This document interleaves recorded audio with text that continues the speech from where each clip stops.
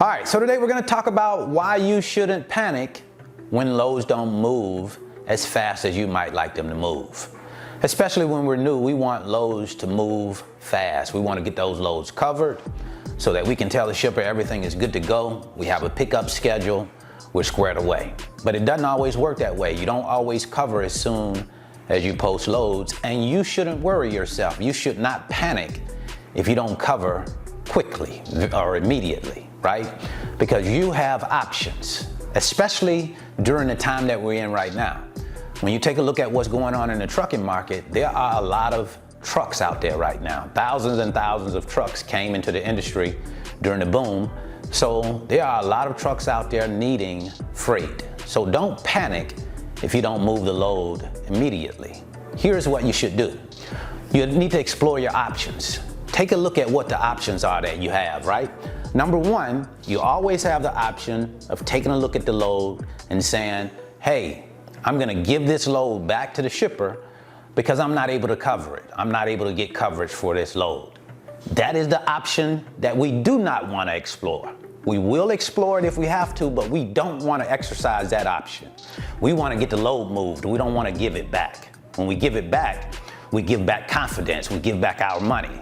And we're trying to develop confidence in the shipper so that they understand that we can get their loads moved. So we don't want to exercise that option of giving it back unless we have to do that.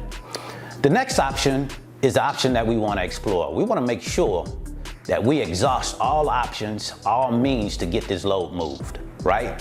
We're going to make sure that we go in and check all the blocks. Number one, you may post this load to a load board or post the load to your network, your carrier network first, and try to cover it there. Try to cover it on a load board.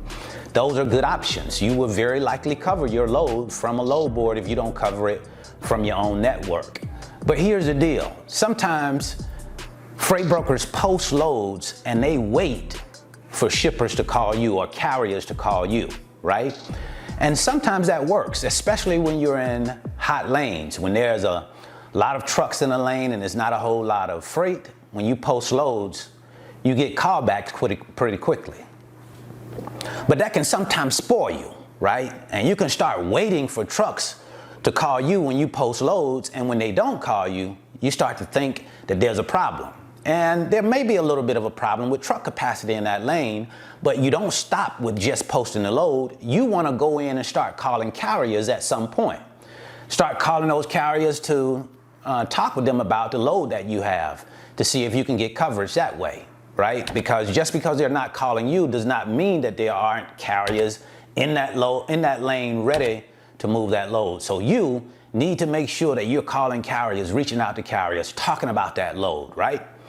And if you don't move the load, you know, in the time fashion that you want to move that load usually, just relax yourself. Relax for a minute, take a look at the time that you have left, and then as it gets closer and closer to the load, then if you have to exhaust that option of telling the shipper that you can't find coverage, you might want to do that. But don't do that just yet. Here's what you want to do before then. Remember, we talked about exhausting all options.